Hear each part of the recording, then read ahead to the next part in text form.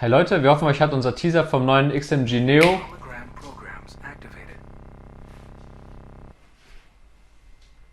gefallen. Falls ihr ihn noch nicht gesehen habt, schaut ihn euch gerne noch bei uns im Kanal an. Jetzt geht es erstmal weiter mit dem versprochenen Review. Viel Spaß mit dem Video.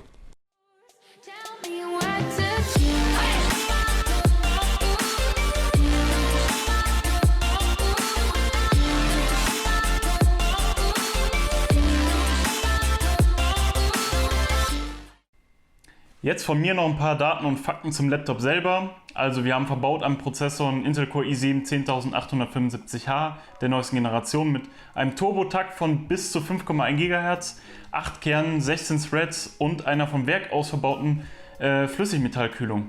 Als Grafikkarte verbaut ist hier die RTX 2070, also ein echtes Kraftpaket, die auch neueste Spiele ohne Probleme bewältigen kann.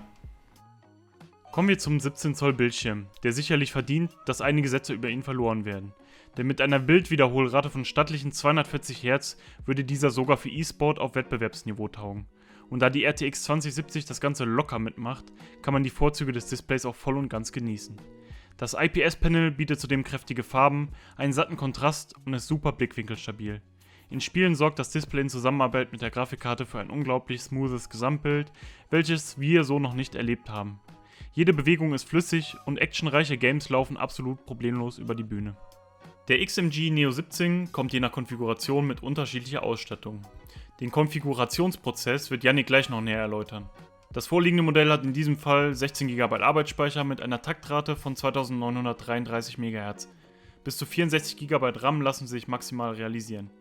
Als Festplatte ist des Weiteren eine 1 TB Samsung Evo M.2 SSD verbaut, aber wie fast alles an diesem Laptop sind auch Arbeitsspeicher sowie Festplatte absolut variabel und können nach Belieben getauscht werden.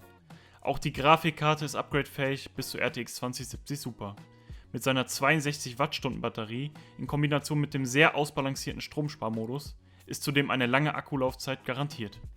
Schnittstellen bietet der Neo eine ganze Reihe.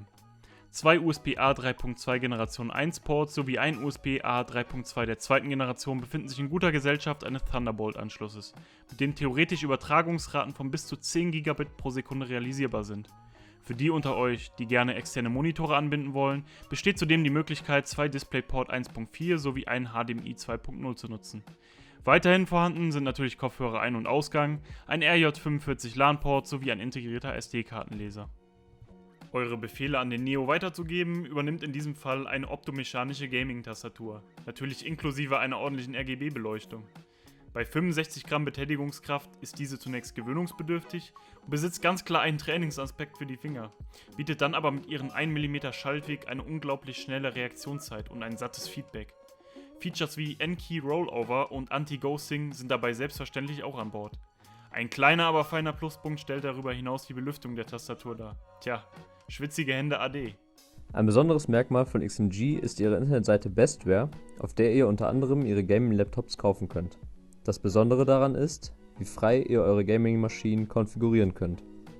Dort könnt ihr ganz nach euren Wünschen die Grafikkarte, Arbeitsspeicher, Festplatten und teilweise auch Prozessoren selbst wählen und XMG baut euch euren Traum-Laptop zusammen.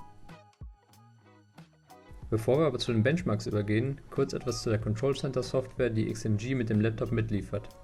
Hier könnt ihr verschiedene Einstellungen vornehmen, wie zum Beispiel die Farben und Effekte der Tastatur anpassen oder zwischen unterschiedlichen Performance-Modi auswählen. Es stehen euch 3 Performance-Modi zur Verfügung. Diese nennen sich Ausbalanciert, Enthusiast und Overboost. Der ausbalancierte Modus ist darauf ausgelegt, möglichst leise zu laufen. Der Enthusiasten-Modus bietet euch die perfekte Balance zwischen Performance und Energieaufnahme. Und zuletzt der Overboost-Modus, dieser bietet euch das Maximum an Performance, da die CPU und GPU übertaktet, sobald eine hohe Last anliegt. Die gleich folgenden Benchmarks haben wir einmal im ausbalancierten und einmal im Overboost-Modus aufgenommen. So möchten wir euch zum einen die maximal mögliche Leistung zeigen, aber auch, wozu der Laptop mit deutlich leiseren Lüftern immer noch imstande ist. Natürlich haben wir den Neo bei einigen Benchmarks antreten lassen, um zu zeigen, was in dem schlichten Gehäuse wirklich an Leistung steckt. Fangen wir an mit dem Cinebench R20, denn mit dem Intel i7 10785H sollte da einiges gehen. Wie ihr hier sehen könnt, wurde bereits im Enthusiasten-Modus ein beträchtlicher Score von 3393 Multicore und 487 Single-Core-Punkten hingelegt. Im Overboost-Modus hat der Prozessor dann aber den Vogel abgeschossen und mit 4359 Punkten im Multicore nochmal rund 970 Punkte draufgelegt. Im Single-Core-Test wurde dahingegen allerdings nur ein Plus von 4 Punkten erreicht. Als nächstes haben wir den 3D Mark Firestrike in Angriff genommen, bei dem der Neo für einen Gaming-Laptop sehr erstaunliche 17.584 Punkte erzielte.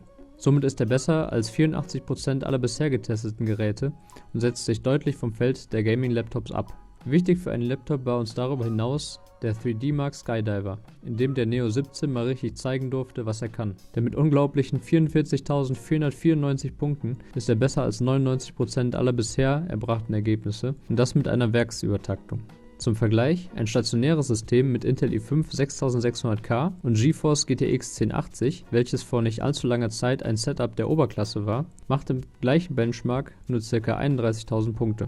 Auch beim 3D Mark TimeSpy musste der XMG sich beweisen und hat eine sehr ordentliche Performance hingelegt. Mit 7560 Punkten reihte er sich eindeutig in der niedrigen Oberklasse ein und nimmt den Kampf mit stationären Gaming-PCs und Gaming-Stations auf. So macht beispielsweise ein stationärer PC mit AMD Ryzen 2700X und übertakteter AMD RX 5700 XT rund 8765 Punkte. Dies zeigt eindeutig, wie stark der XMG Neo 17 im Vergleich doch ist.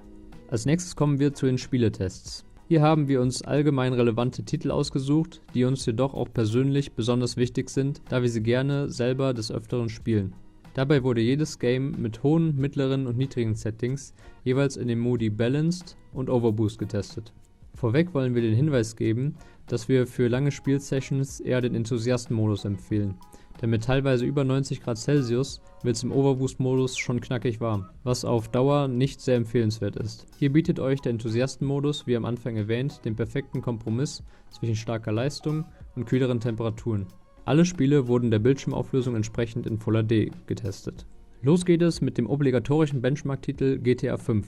Dabei erreichte der XMG Neo im Overboost-Modus und höchsten Einstellungen eine durchschnittliche Bildwiederholrate von knapp 80 FPS. Wenn wir das mit dem Balanced-Modus vergleichen, sehen wir, dass die Differenz ca. 9 FPS beträgt, was aus unserer Sicht absolut verkraftbar ist, wenn man dafür einen leiseren und kühleren PC hat. Bei niedrigen Einstellungen kommen wir im Overboost-Modus auf durchschnittlich 162 FPS und im Balanced-Modus auf 154. Weiter geht's mit einem sehr FPS-freudigen Spiel, bei dem eine hohe Bildrate über Sieg und Niederlage entscheiden kann. Counter-Strike Global Offensive ist mittlerweile schon fast ein Klassiker und profitiert, wie hier zu sehen, sehr von dem starken Setup des XMG Neo 17. Im Overboost-Modus erreichen wir auf höchsten Einstellungen stolze 216 FPS, die durch das verbaute 240 Hz Panel auch problemlos wiedergegeben werden können. Bei mittleren Einstellungen steigt die Bildwiederholrate sogar auf durchschnittliche 259 FPS. Auch hier zeigt sich bei höchsten Einstellungen nur ein marginaler Unterschied von 16 FPS, wenn man den Laptop im Balanced-Modus betreibt. Das ist in der generellen Größenordnung an FPS kaum spürbar, wenn überhaupt. Bleiben wir zunächst einmal bei den Online-Shootern, dieses Mal allerdings im Modus Battle Royale. PUBG begeistert immer noch tausende Spieler auf der ganzen Welt und auch Dylan und ich stürzen uns regelmäßig aus dem Flugzeug, um den Kampf um das nächste Chicken Dinner zu bestreiten. Dabei ist auch hier die Framerate nicht zu vernachlässigen. Im Overboost-Modus mit den Grafikeinstellungen Ultra kommt der Neo hier auf 104 FPS, wohingegen der Balanced-Modus mit nur 9 FPS weniger eine sehr gute Figur macht. Ein weiterer und mit Abstand der beliebteste Titel in unserem Test ist wohl, wer hat's geahnt? Fortnite, na klar. Der Albtraum jeder Mutter eines schulpflichtigen Teenagers darf natürlich in keinem Benchmark fehlen. Hier erreicht der XMG Neo 17 eine durchschnittliche Framerate von 134 FPS im Overboost sowie 93 im Balanced-Modus bei epischen Grafikeinstellungen. Sind die Einstellungen auf hoch gestellt, in unserem Graphen mit Medium bezeichnet, erleben wir in allen Modi nochmal einen ordentlichen FPS-Boost. So leistet der Neo im Balanced-Modus nun sogar 145 FPS.